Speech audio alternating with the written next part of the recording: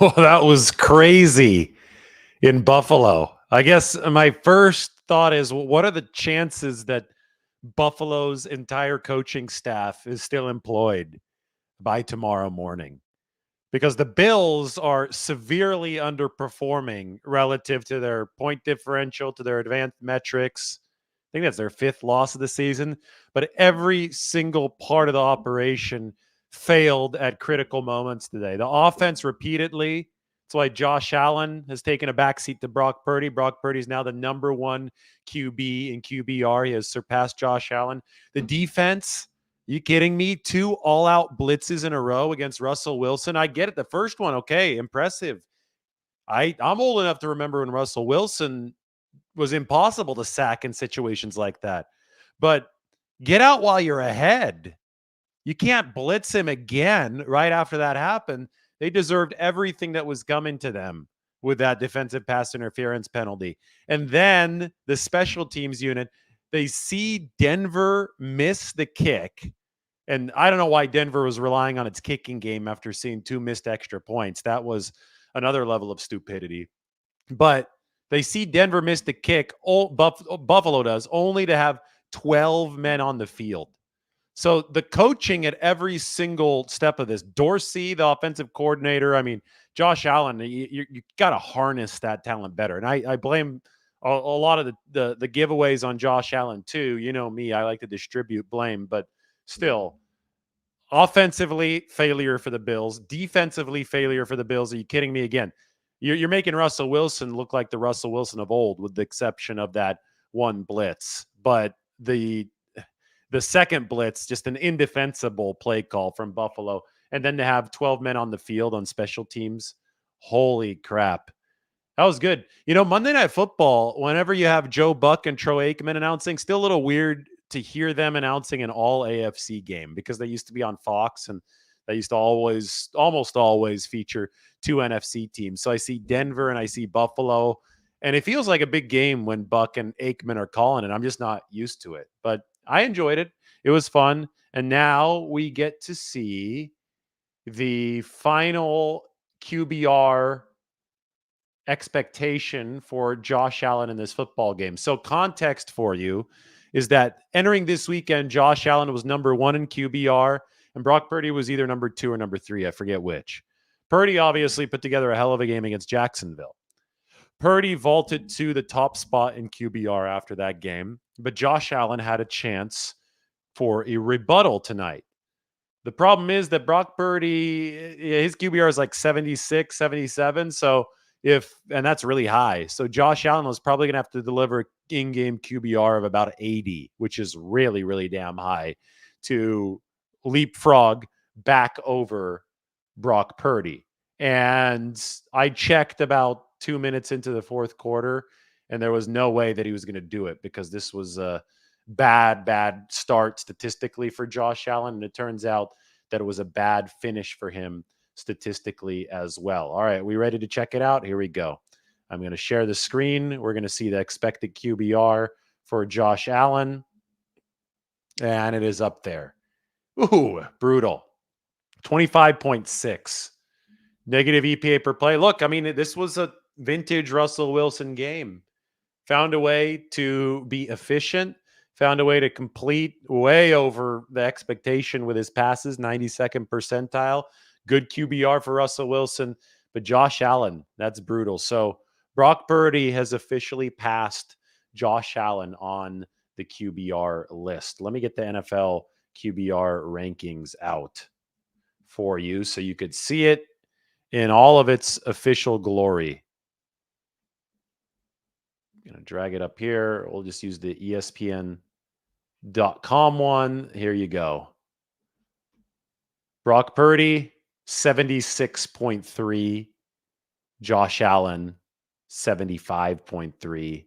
Prescott, Mahomes, Herbert. Allen, I don't think this is updated, but as you saw here on Ben Baldwin's site, 25.6 is not going to raise him over Brock Purdy right there. So there you have it. Brock Purdy, after that wild Monday night game in Buffalo, is officially your NFL leader in QBR after week 10. We're 10 weeks into this thing. It's not like, oh, tiny sample at the start of the season. Brock Purdy is ahead of Allen, ahead of Mahomes, ahead of Herbert, whoever you want to name, Tagovailoa, who was at the top for a while at the start of the season. Brock Purdy's number one in QBR, which is a much more sophisticated measurement than standard quarterback rating. And for the people who say, oh, well, EPA per play, where Purdy has a massive lead, they say that's too team dependent. QBR is designed to isolate QB performance as much as possible. We can't and we shouldn't ever fully extricate team performance because a quarterback has to lead the team, and team efficiency is a very relevant stat. But for argument's sake, and I know that a lot of debate surrounds this, we do like to see what a quarterback can do individually. And Brock Purdy's arm talent, Brock Purdy's efficiency, Brock Purdy's accuracy, his escapability, his scrambling ability, it's all captured under that QBR umbrella. And again, one more time, Brock Purdy, number one in the NFL in QBR. Pretty cool stuff after that wild game in Buffalo. I want to get a team tier chart out because Buffalo is such a confounding case this season. But again, I'm not sure if the entire coaching staff lasts until tomorrow, just because this was just fundamentally broken on so many levels. They should have won this game, obviously, but they didn't. And you could blame the offense. You can blame the defensive game plan with those blitzes. You can blame the special teams. And Buffalo is just so severely underperforming.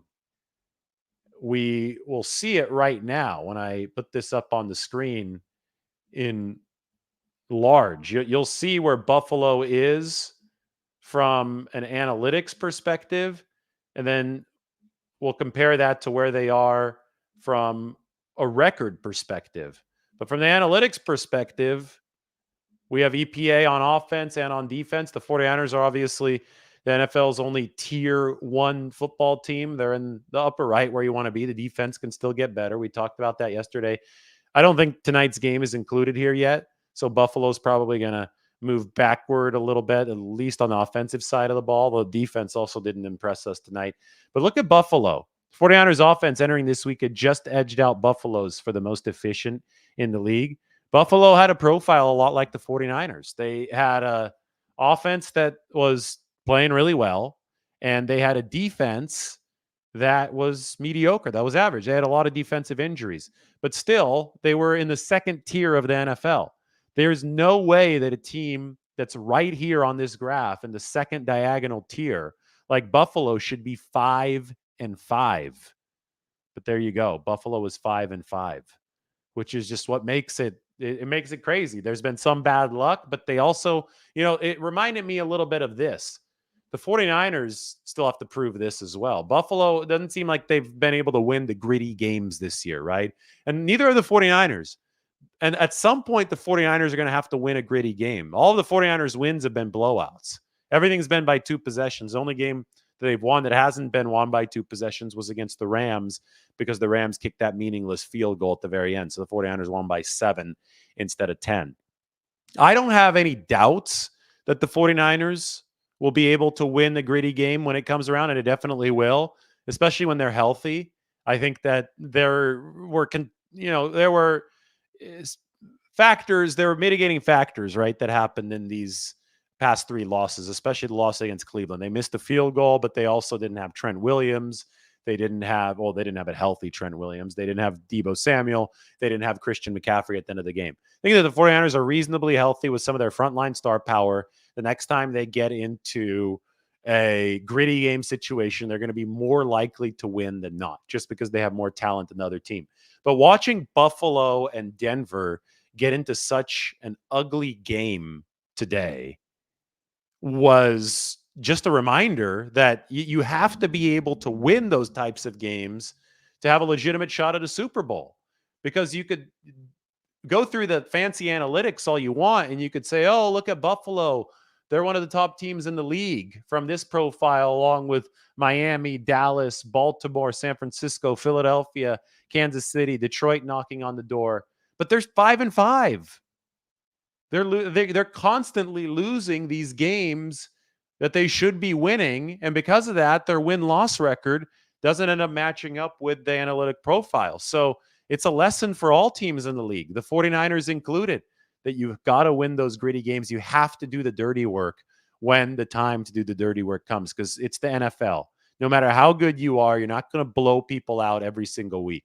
49ers have actually been exceptional in that their 6 wins have all been blowouts. Today, I posted point differential, and Buffalo obviously going to slip a little bit in that point differential, but I'll get that up here in a little second. I was just looking at the standings as well. We're going to have a 49ers Q&A here, so go ahead and drop some of your questions in.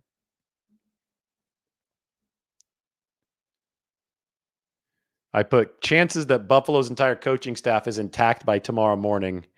The Rational Football League show tweets back 24.22%. That was, the Buffalo defense did keep the team in the game up until the 2 consecutive 0 blitzes at the end. Just insanity to me. Just seeing some of these reactions, though, is crazy. Okay, I want to put up point differential onto the screen in the NFL. I put that up today. I put up DVOA today, where the Bills were number 5. The 49ers are number 2 behind the Ravens. All right, here we go. I got point differential. Get this up on the screen. Here's what it looks like. Ravens plus 113. 49ers plus 109. Cowboys at number 3 plus 104. The Bills entering tonight were plus 80, and they lost by what, 2 points? So the Bills are not going to be plus 78. So the Bills are still number 4 in point differential, ahead of the Chiefs at number 5 at plus 65. But Buffalo, because of their inability to win these gritty games, they're plus 78 with a 5-5 record. Worse records than the other teams up there.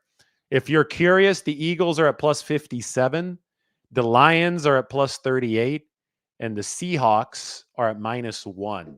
Seahawks have the same record as the 49ers, despite a point differential that's 110 points worse. Crazy stuff. Crazy, crazy stuff. All right, time for the Q&A here on this beautiful Monday night.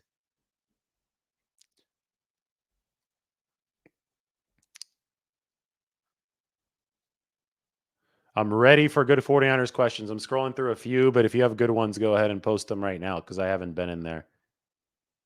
Purdy is number 1 in EPA per play. I mean, he's number 1 by a mile in EPA per play.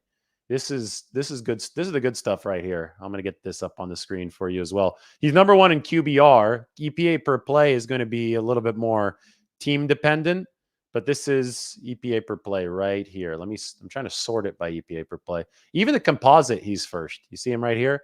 Look at Purdy's EPA per play number, 0.337. That's better than Matt Ryan's 2016 number that led the league under Shanahan. Look at the next highest number in EPA per play. Josh Allen, who's dropping after tonight, 0.240.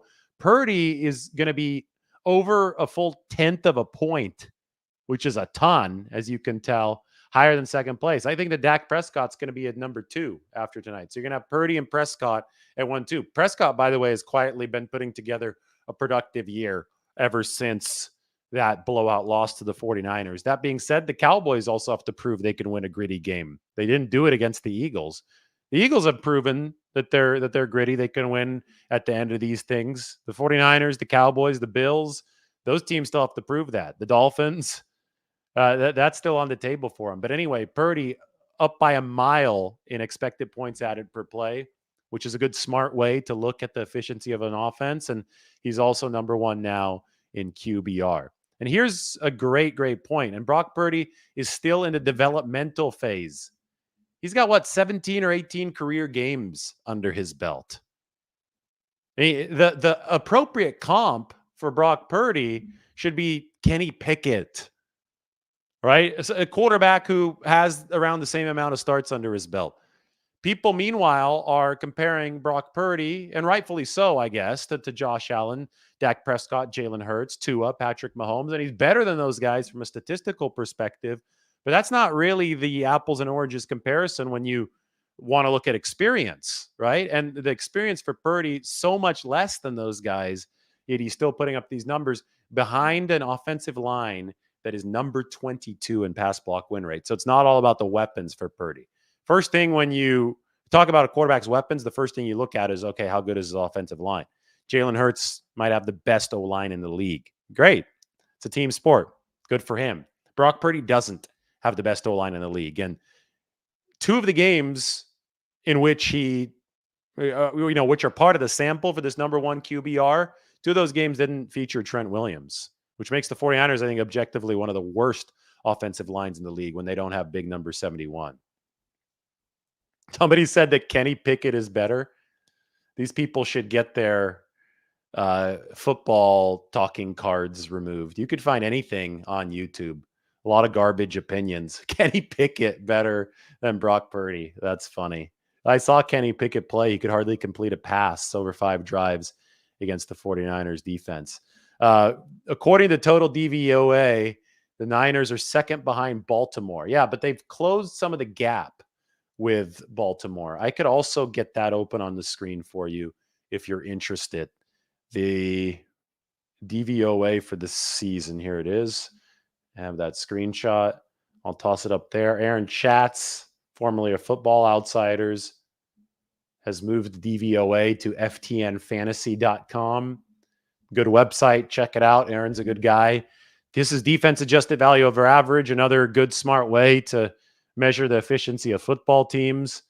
The Ravens, they were head and shoulders above everybody. It was like 49% above the league average, and the 49ers were about 29% before this past weekend.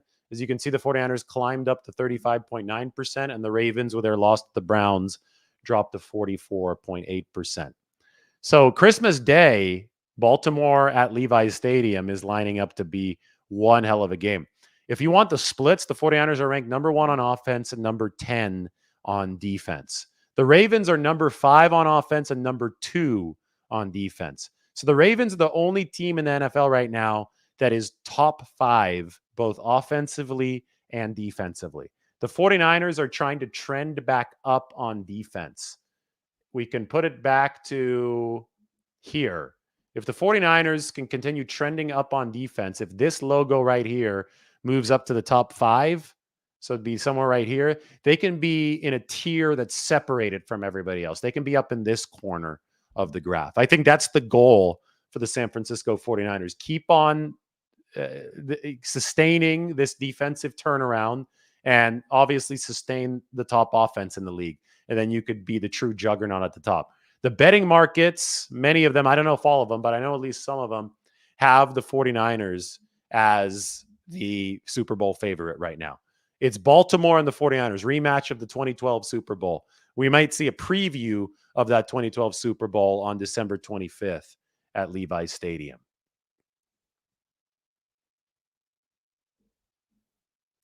Eagles are in an interesting spot. They've had some defensive injuries, but the offense is really good. We know that Jalen Hurts is good. We know the offensive line is really good, and we know they have talent on the defensive side of the ball. But you can see why the Eagles have made moves defensively, because the defense has struggled even more than the 49ers defense this year. And we know that the 49ers defense has had its issues. The Eagles defense technically below average at this point. It's putting them a full 2 tiers below the 49ers. And, this is a good point. The Eagles could have easily lost 2 or 3 games, but they haven't lost those extra 2 or 3 games. They lost to the Jets. Hat tip to the Jets and Robert Saleh for helping the 49ers out. But here's one area where the Eagles still have the proven edge over the 49ers. They've won those gritty games. The 49ers spent all of the back half of last season blowing teams out. They spent the first 5 games of this 2023 season blowing teams out. They blew out the Jags to notch their 6th win. The 3 games that were dirtier for the 49ers, they weren't able to pull out. Now, there are good reasons that they weren't able to pull those out, right? We talk about the injuries to Williams, to Deebo Samuel, to Christian McCaffrey. They're missing Williams and Deebo Samuel for the entirety of the games against Minnesota and Cincinnati. So I don't doubt the 49ers' ability to pull those games out, but they still do have to cross the bridge of proving that. And I guarantee you, no matter what happens, they're going to have to win at least 1 or 2 of those if they're going to get to where they want to go this season. The NFL is a tough league to win in. Today, Buffalo and Denver played a gritty game. Buffalo again failed to show that it can win a gritty game. Buffalo, despite being by the advanced metrics, maybe one of the top 5 teams in football, is now 5-5, which means that grittiness score is not matching up with where they should be, which means I don't know if that whole staff is going to be intact tomorrow. We'll see what Buffalo does, but that's got to be a stomach turning loss up there by Niagara Falls. The Chiefs also have a good offensive line. Last year, 2 of the best offensive lines in football played in the Super Bowl, Kansas City and Philadelphia. A lot of the talk about the 49ers is how are they going to get that offensive line better? I think, today I asked Kyle Shanahan, does Jalen Moore have right tackle capability? And Kyle Shanahan said, yes, he does. I thought that was an interesting answer. So Colton McKivitz is a little bit banged up for the 49ers right now. And we will see if in the future the 49ers will make a move at any of those spots.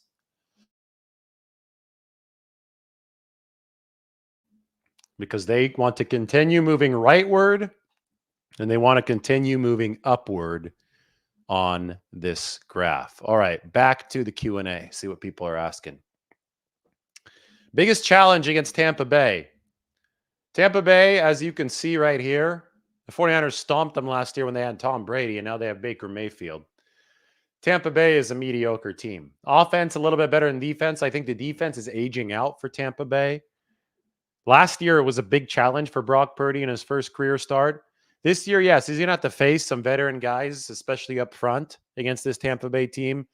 But if the 49ers play to their ability in this game, they shouldn't have trouble. There's a reason why they're 10.5-point favorites. I don't see anything with this Tampa Bay Buccaneers team that can derail a 49ers team just playing passable football on Sunday. I'm going to get further into it over the course of this week. I still have to watch a lot of Tampa Bay tape. Go for Broke asks, would it be Matt Pryor or Jalen Moore? That I'm not sure about. But I think Jalen Moore has given the 49ers something to think about because he did a good job filling in at left tackle, especially in pass protection. And Jalen Moore has history playing right tackle for the 49ers.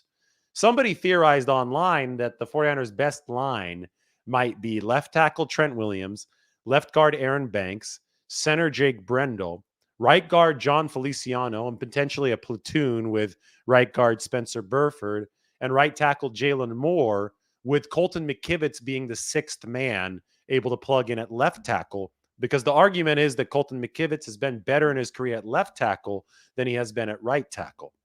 Remember, McKivitz impressed in his relief duty of Trent Williams in 2021 and last season in 2022. It's what earned him this modest two-year contract from the 49ers.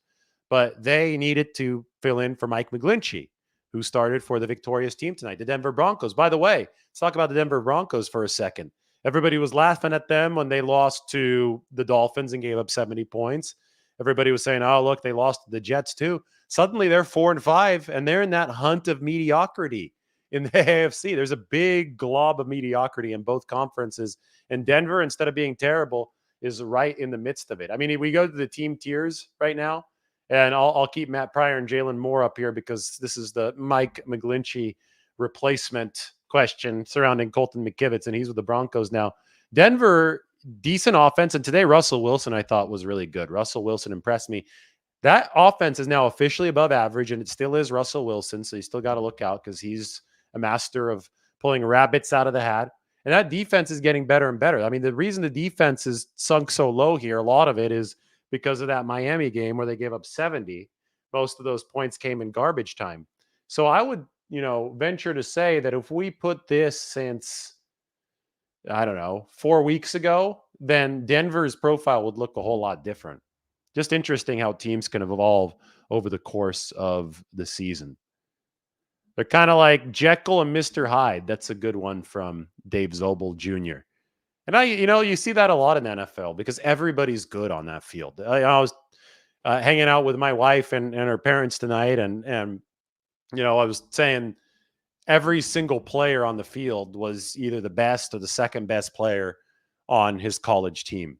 So there's never going to be a massive talent mismatch like you see in high school or even college football, right? There will be talent mismatches, but they're never going to be massively pronounced.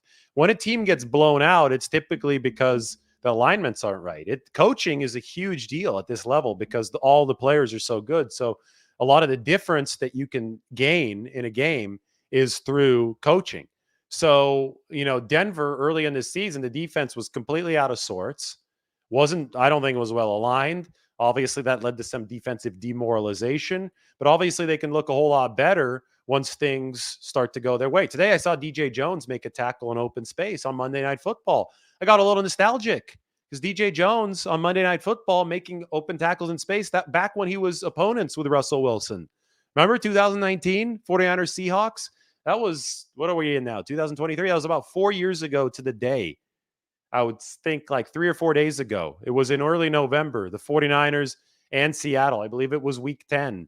DJ Jones ran Russell Wilson down to the sideline. And that was the moment that I was like, ooh, DJ Jones. Took him a couple years to really establish himself. But for a 310, 320 pounder, however much he weighs, impressive athleticism. And today I saw that on the field for Denver. Turnovers do lead to blowouts, or they can keep games that shouldn't be close. So they can turn blowouts into close games if a team is overmatched. The 49ers let Minnesota hang around with a turnover early on. That Christian McCaffrey turnover, that was tough. That was really tough. Are the edge rushers lining up closer to the line? That's a good question. I'll have to go back and look. I didn't notice that. That would be a pretty big adjustment to make it at this point. I think they try to push it to the limit as much as they possibly can each time. I don't think Oliver sucks. I think Isaiah Oliver played a really good game against Darren Waller in week 3 of the New York Giants. Isaiah Oliver is just a bigger body that's suited for different things than covering the shifty slot receivers. There's still a use for Isaiah Oliver. Again, look at what he did against Darren Waller. We'll see what the 49ers face week in, week out on their schedule, but you don't want Deommodore Lenoir covering a Waller who's over 6'3". But Isaiah Oliver, who's 6'1" or so, bigger body, doesn't have the same change of direction, but he brings size instead of it. That's why he's on this football team. So it is a less useful skill, but it's still a skill, and the 49ers are just playing according to strengths.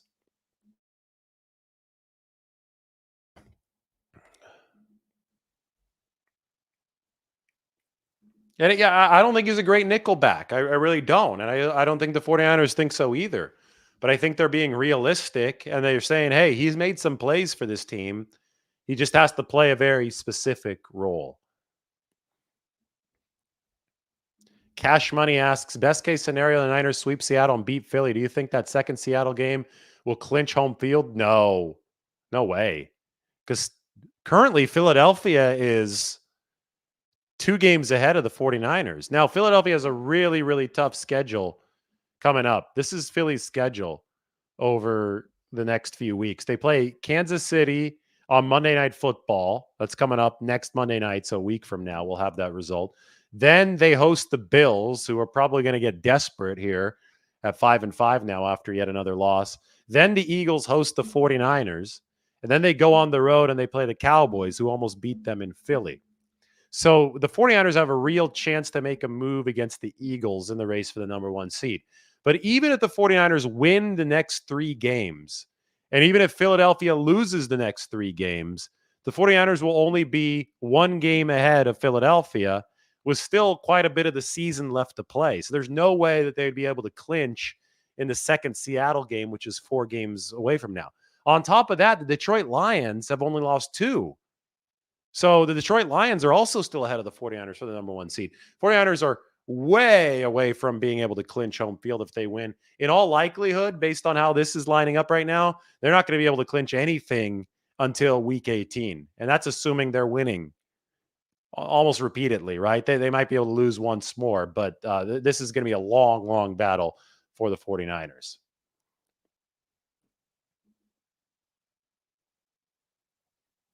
Who's the midseason MVP? You could let your thoughts know. Let the comment section know your thoughts. Christian McCaffrey or Brock Purdy? Here are my thoughts, and I love both of them, and I have a surprise coming for all of you this week on both Brock Purdy and Christian McCaffrey. So fasten your seatbelt, stay tuned for that. Let's just look at this really, really honestly. And I think somebody mentioned this on maybe one of the Reddit forums. Mike sent it to me. He saw it online. Christian McCaffrey, and we saw this in the playoffs last year, especially in Philadelphia. Christian McCaffrey makes life easier. Brock Purdy makes life possible. Right? If you don't have Christian McCaffrey on the team, you might not be as good, but you still have a chance to win every single week if you're the 49ers with the talent that they have. If you don't have Brock Purdy, if you lose that quarterback, all of a sudden your chances don't look as good. And Exhibit A was the NFC Championship game. Now, Trent Williams is a huge deal for the 49ers as well. I think I see people saying Trent Williams out here. And that's fair. And we can argue this until the cows come home. And it's fun and games and it's good debate. But I think that it's a good opportunity to remind us to zoom out and acknowledge that football is the ultimate collective sport where everybody has jobs that are very different, but they're all contributing toward the same end goal. And nobody's going to win a Super Bowl with only one player. You can't just put one guy out there and a bunch of high schoolers. Not Brady and a bunch of high schoolers wouldn't win a Super Bowl. Mahomes, when he was playing so well the year after he beat the 49ers in the Super Bowl, was playing behind a bad offensive line. He got his ass kicked. So you need everybody.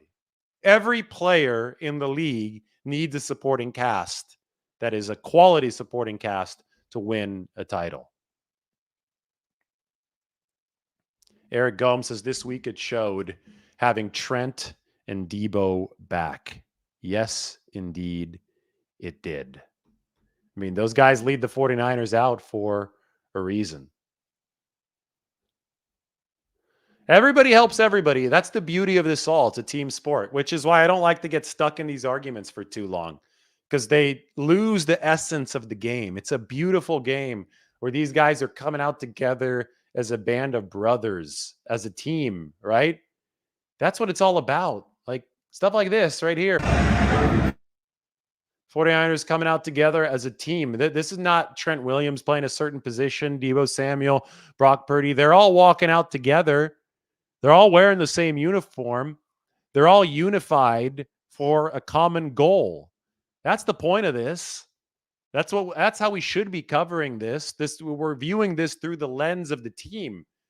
I don't care about your fantasy team. In fact, nobody outside of you cares about your fantasy team.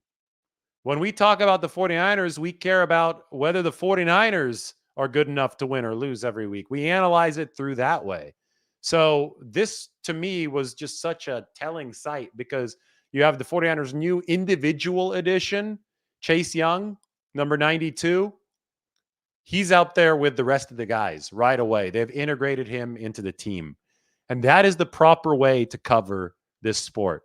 Football should not be disrespected. Football is the ultimate team sport. It's the ultimate collective sport. So let's treat it as such. Let's be like, okay, this is a group of guys that the 49ers have put together. Each of them has a unique role. Let's see how well they can cohesively come together and try to accomplish whatever goal they have in front of them. And I do think it is a Lombardi trophy. They do have the best entrance in the NFL.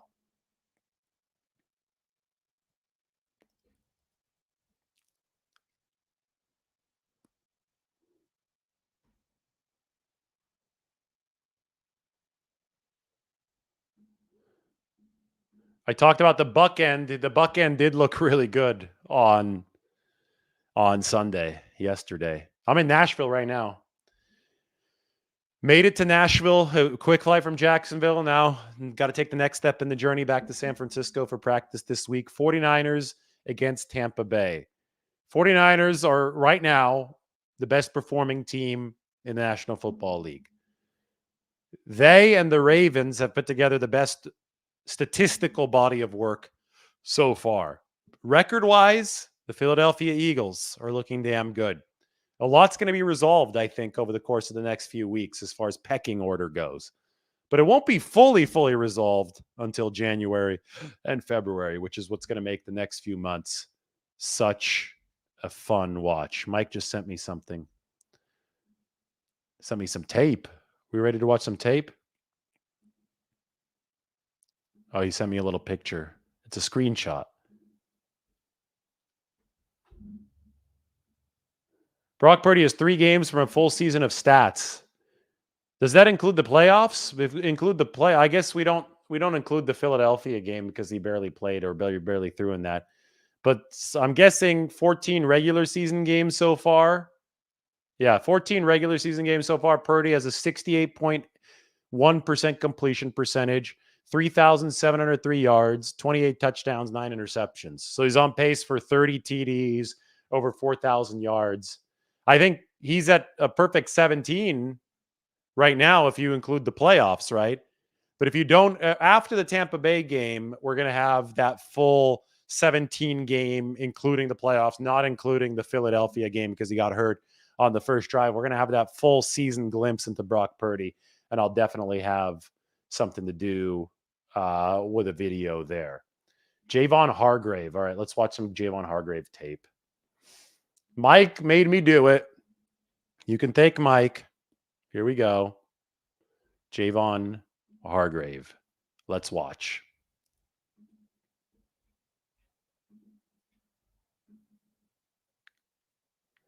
Working against the run, huh? Nice. I like it. Hargrave working there against Walker Little. A little bit of a shift. Little's the left guard. And Hargrave really splits a little bit of a double team. And that's called effort against the run. That's a significant play. I'm glad that Mike sent me this because the interior, especially in the wide 9, look, we talk about the buck end or the Buckeye bookends. They're right there, right above my head in the bottom left, Chase Young, right, Nick Bosa. You could see how wide the alignment in the wide 9 is. You see the size of the gaps. That means these defensive tackles, which is Javon Hargrave, who's right above 72, and I believe they've got Armstead in there. I think this is the top group. He's right above the goalpost. I can't tell if that's Armstead. We'll see in a second. Those guys have to be really athletic, really strong. They have to cover a lot of space, or there's going to be way too much room to run through in the middle. So you play this. There's a little bit of a shift because they see the tight end move to the left. And Hargrave is facing a double team. Cam Robinson, 74, and Walker Little out of Stanford, 72, are right on Hargrave. Etienne looks like he's going to have a nice big hole to run through right there in the middle. Hargrave says no, though. Hargrave powers past Cam Robinson. The other defensive tackle wins. And that's Kevin Givens. So let's give Kevin Givens credit. That's not Eric Armstead. It's Kevin Givens with a good run rep on the right side against Anton Harrison. It's a hell of a job for the 49ers inside. Thanks for the clip, Mike. Good stuff. Thank you, Bill. Appreciate you. No, the 49ers do not pay for my flight in the hotel. I do not work for the 49ers. There's another question over there. Edward Willis. What was the injury report? Colton McKivitz got rolled up on ankle, knee, day-to-day for Colton McKivitz. So, yeah, so this must have been the play after Armstead got kicked. He thought that was a dirty play from Brandon Scherf. So he was out for a little bit, and Kevin Givens did a good job filling in on that snap.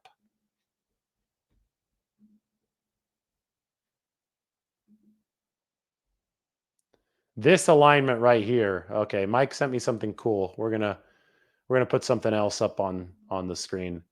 This is not the Buckeye bookend. This is like the Buckeye inside bookmark.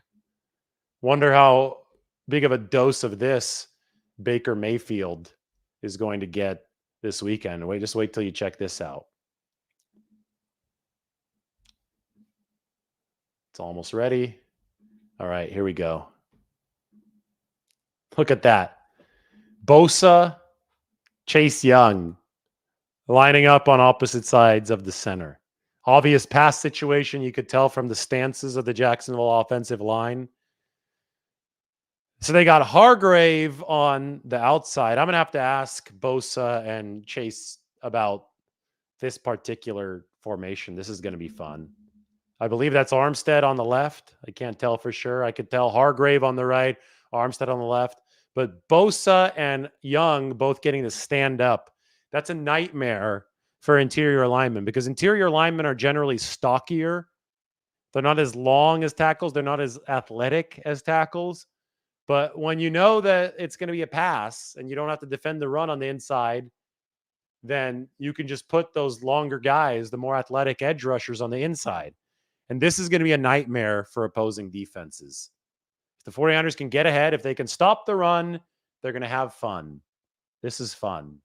Chase Young, Nick Bosa on the inside.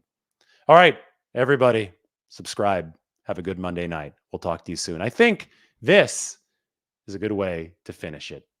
Everybody, goodbye.